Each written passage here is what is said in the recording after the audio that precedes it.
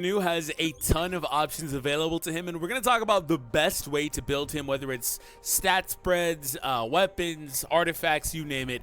This is your video. I hope you guys enjoy. Hit the thumbs up and subscribe to the channel if you are new. Since I promoted this a couple days ago, we've already got 300 people in, so I'm going to start promoting it more often. So make sure you're supporting the channel via the link down below in the description. And when you support, you, for one, show your support, and I appreciate it. But when you do, I'm able to send you gifts in-game. So in your gift box, if you're already a supporter, over the last couple of days, you should have received 1,000 soul lessons from me. And you guys will be eligible for more. If you're a new supporter, make sure you support going forward. So it's not always going to be 1,000 essence stones. There's always going to be a bunch of different things that they give me, but directly from Netmarble, from them to me to you, I can offer you guys more. All right, so let's go ahead and dive right in. I want to say that these two sets move me, man. The Greed set and the Curse set. But really, the Greed set, I think, is really awesome. Now, there's also the Blessing set that they added recently, but that doesn't really do much for Jinwoo. So this one's pretty interesting because if you're trying to use him with like a break weapon or something like that, that automatically is really good. But then you start getting the critical hit rate and damage bonuses, extra damage when they're break and all that stuff. So it's awesome on him and really any character that has any ability to break the opponent. I wanted to throw this in as an honorable mention. And again, I wanted to also throw in the Curse set as well. Curse makes you just do a crap ton more damage, but it does make you deal or take extra damage as well. So kind of one of those like weird, like if you don't really like, for example, like Silvermane as a character, this is kind of like Silvermane built into a into an artifact set, but you get the point, right? All right, so let's move on from here to Sung Jinwoo. And since we're already on the topic of artifacts, his best overall artifact kind of comes down to what you're trying to do. But for a lot of players, a lot of the times, it's going to be a set like this, where it's toughness on the left side with expert on the right side. The cool thing about Sung Jinwoo is that he has a ton of versatility depending on the weapons that you're using, things like that. You can build him however which way you want. Honestly, you can put whatever set, for the most part, on him and be successful. Aside from like a couple of sets, again, he can pretty much use anything. But for the most part, toughness is going to be the main one people are going to use. Now, outside of toughness on the left-hand side, people will typically gravitate towards the armed set or the one-hit kill sets. And these are all DPS-based sets that will allow for you to do more damage. Now, armed specifically doesn't do a ton for characters that don't scale off of their attack stat, but it does for Jinwoo because it gives him extra attack and allows him to hit through the opponent's defense. If you have a strong armed set, you don't necessarily need to really use anything else. Toughness shines because it just gives you flat critical hit rate and damage. Crit hit damage is not the hardest thing to come by, but critical hit rate is much harder, in my opinion, to come by. So that being said, you know, if you can get that, and also if you can get that as one of the substats, you really want that just in general. On any of the sets for like these characters as DPSs, you want their attack increases, additional attack percentage, critical hit rate, critical hit damage, things like that to be the primary stats that they're deriving for the most part in terms of which piece you're wearing. But yeah, a lot of times people are going to run 4 toughness or 4 armed. You also can see people wearing 4 copies of the one-hit kill, which is pretty solid. Not my favorite, but solid. It does increase the damage a good bit and the ultimate skill cooldown. You know where this one I think has a lot of value? I think this one has a lot of value probably if you have a really high level mutilate.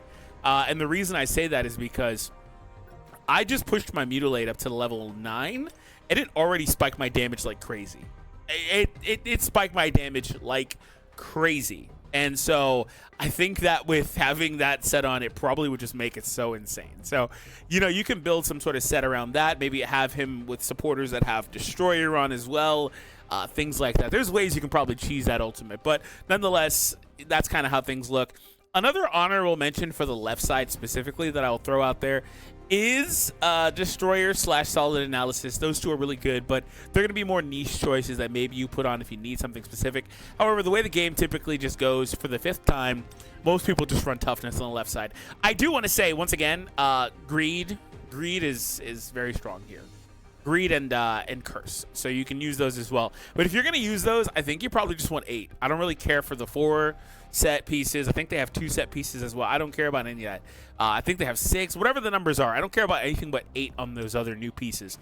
So for the right side is also super self-explanatory for Sung Jinwoo. Expert winds up being his best, and it's not close, aside from, again, the Burning Greed, blah, blah, blah.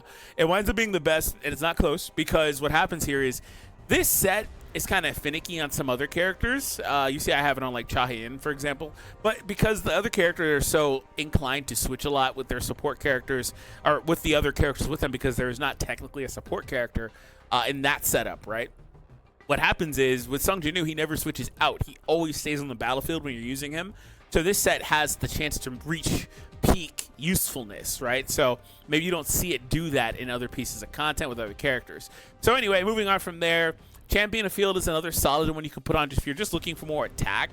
This one does give extra attack when you land critical hits, but I would be more inclined to just, again, put on Expert. What happens is you get a higher yield up front, but not in the long run. So outside of that, that's pretty much it in my opinion. Those are the only two sets I really genuinely think you should be putting on Sung Jinwoo. Shout out to the Executioner Truthers out there, where if you're low on HP, he'll do extra damage. Shout out to my bros that are using Berserker. I think Berserker could be a fun one if you suck at dodging, probably. Like me, actually like me. Berserker could be a fun one. This Viridescent or whatever set's solid on any hunter. You can kind of plug it on, but more, again, another one of those niche sets. But again, at the end of the day, you typically are going to revolve around using Expert and Toughness overall for the crit-based build. Now, I started with artifacts, but a good Sung Jinwoo also starts with stats and weapons. And so, as you guys see here, I've got one of the most desired combinations of weapons you can have. Now, things get a little bit tricky when you talk about weapons, because it largely depends on not only what weapons you have, but how many advances are in each weapon. But really quick, before we proceed, if you haven't already, make sure you hit that thumbs up and subscribe to the channel if you are new. Post down below what your build is for Sung Jinwoo as well, and stay tuned because we have a lot more to cover in the video. All right, so that being said, one of the best combinations. Why? Let's talk about the Grimoire. The Grimoire is pretty awesome. What it does here is it applies freeze, which obviously has its own utility. And then down here, it allows for you to do extra damage. When the effect ends, it deals damage equal to 10% of the damage taken during the duration of the freeze with the cold ice. And then with the first dupe in the weapon, this is a huge one, increases damage taken by targets that have elemental weakness by 24%. So if you're going up against somebody that has elemental weakness, you're going to do almost 25% more damage, right? So that first dupe is vital to this weapon. You don't need it. I think this is one of the better weapons without any dupes, but that first dupe is insane. Now, the Plum Flower Sword is the best weapon in the game, in my opinion, and also a lot of people would agree with that. It's just a little bit more of a technical weapon, a little bit more like, okay, make sure that you're dashing, and then quickly after, you're going to use the skills so you can accumulate, what are they, the plum flowers, and then from there, you'll get full bloom. It's kind of a tricky weapon, but it really, really goes crazy after that third dupe, and then that fifth dupe is insane, allowing you to start off with 2 plum flowers up to a maximum of 5. It's pretty crazy. That fourth one is also pretty crazy too, because it lets you use that and accumulate faster anyway by reducing the cooldown of the plum flower. But again, kind of a technical weapon. But where this one is useful is because it does the extra critical hit with the amplifying draw, which you get after doing a dash, and then you also get critical hit damage down here as well. So it's kind of nutty. So what other weapons would you be looking for outside of these two, again being the prime combination? This is where the game's kind of interesting, and not really interesting in that means. And what I mean by that is, Plum Flower Sword kind of just stays on no matter what build you're putting, but the other weapon can change. You can put on this, right? This is super strong. Gives you a critical hit rate right there. You love that. It does a crap ton of damage, particularly when you're low on HP, obviously. This is a damn good weapon. The Scythe is awesome, right? Especially if you got it with a lot of advances like I do. You get 1 advance for free. The rest of them I just got through pulls. So there's that. I mean, if you look at the longsword here, it's not the best weapon without any advances, but it gets pretty damn good when it gets to the third one, where you get the effect regardless of doing counterattacks. Like, you kind of get to a point where the weapons are largely interchangeable. Kind of depends what you want to do, what your focus is. Some of the SR weapons are really good. Shout out to the Orb of Avarice, Westwind. Those weapons are super duper strong. There's a couple others too. But typically, I don't have the other weapon you're going to plug in here. But typical builds is going to be the one I already had, the Thetis Grimoire with the Plum Flower Sword. This Double Dark is also going to be one of the primary ones. And then the other option people will typically run, aside from the Scythe, is Moon Shadow. Plum Moon Shadow combination as well. So you could do that as well. And if you don't happen to have Plum Sword, obviously you could take it off. Maybe run Scythe and Grimoire. That would be pretty solid too, just more for damage. But the Plum Flower Sword becomes a weapon that you pretty much should always leave on your summons. So it's always rated up, so you always get it until you get to that 5th advance. And then from there, feel free to take it off, right? So that's kind of what you're looking for with that weapon. It's just the ultimate plug in, don't take it off. Because its effects, if you didn't know, weapon effects, the passives on these weapons, they apply across the board. They apply to your skills, they apply to everything. It's not just, oh, if this weapon says increased dark damage, that doesn't just mean only for its own individual attacks. No, it means for everything that you're doing. It's a passive that's getting applied to the character. So that's where the weapons are really, really strong. So at the end of the day, kind of comes down to your own discretion. And the thing with weapons also is when they have no advances, they have no precision stat. This does not exist. We're going to talk about stats next. However, when they start getting advances, the precision stat is added in. Now, precision is interesting because conventionally, we've told players, no, this isn't, I mean, I like to say conventionally, but it's been a while, right? But, you know, originally, I myself and a lot of others were telling players, you want your precision stat, pretty high. That's still true, by the way. However, things have changed. And my friend Payne kind of pointed this out a couple of months ago, and I've been following it true since. I originally wanted perception/precision to be boosted until I got to about 80% to 85% in this little stat spread here. Currently it's at 74, so not where I want it. But when you increase strength, you get more yield out of that. First and foremost, it leads to a higher power on Sung Jinwoo, which is obviously important for your content. And then secondly, speaking of power, when you take on a stage and you're underpowered versus the recommended number, and your armory can help you with that. But when you're in the red, where it says your number in red, you're too weak. And so they start peeling off your stats. And ultimately, to simply explain it, everything gets really heavily impacted except for the strength stat. So that's why you want full strength if you exist, or if you're always existing in that range. However, I would say if you're playing the game and you're not taking on content that's too difficult for you versus, you know, your overall power, say your total power is 100,000, but they're recommending, you know, 200,000, right? If you're not taking on something like that, you could invest in perception to get it closer up. However, I'll tell you, vitality, intelligence, and agility are not worth investing in pretty much at all. Agility is kind of a tricky one because traditionally in games you would want to improve your critical hit rate, things like that. However, there's not much point in investing in it when you can get all of the investment you need from artifacts. I mean, literally, look, I've hit the cap on critical hit rate at 50%, and I've got over 100% critical hit damage with my subpar artifacts because they're not super duper min-maxed. But I've already hit the cap, and I don't have any investment in agility, right? You don't need that. The yield for intelligence is also not great. Don't get fooled by the description of it. The only ones worth investing in are strength and perception. And the reason why vitality is not worth investing in is because ideally you're never getting hit. You have Shadow Step, you rely on Shadow Step, that's what you're going for. So we've talked about artifacts, we've talked about weapons, we've talked about the stats. Let's move over to skills. Now, depending on which content you're taking on, you're pretty much going to, for the most part, be using a combination of like 3 or 4 skills. But obviously, depending on what content you're taking on, you're going to be switching it up. Maybe you switch different runes. Maybe you don't own certain runes, obviously. But for the most part, you're going to be using the same ones. And those are a combination of multi-strike, a combination of death dance, and I mean that's largely it. It's mainly going to be those two, to be honest with you. And the reason why is because a lot of times you just want the break skill, but multi-strike, some of these other skills have good skill effects added in. Super armor, invincibility, critical hit rate up here 3%, things like that. I mean, that's pretty much it, if I'm being honest with you. However, there are going to be times where the opponent doesn't have a break gauge and you can lean into more offensive ones, like this one here, the other Vital Strike, and then the other Mutilate. These are more offensive ones, excuse me. Also, another one to throw in is going to be Commander's Touch. This is one that has a ton of utility. It has no elemental affinities, but has a ton of utility. I love using this one, increasing the power gauge, MP. I love this one. This is my favorite one. The best thing about this rune is it bunches all of them up typically, and just does a large, wide area of effective damage.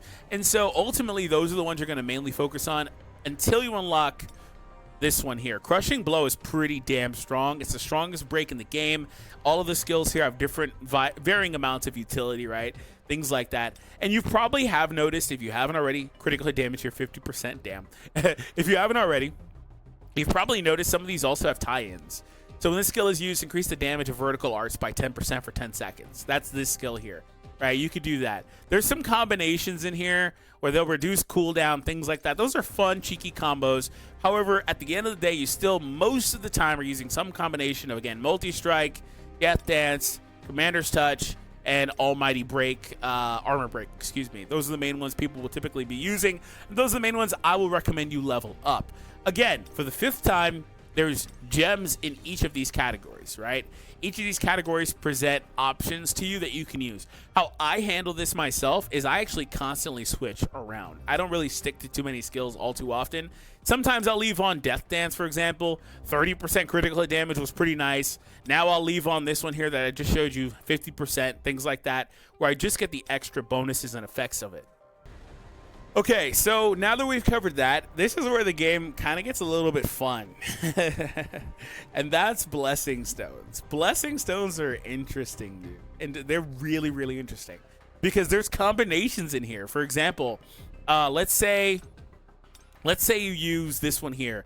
Your damage dealt to bosses increases, but your cooldown for your dash is decreased by 20% with the boss slayer there. So obviously that's a hefty price to pay, especially if you're not good at managing your dashes / dodges, right? Which again, I may or may not be like that.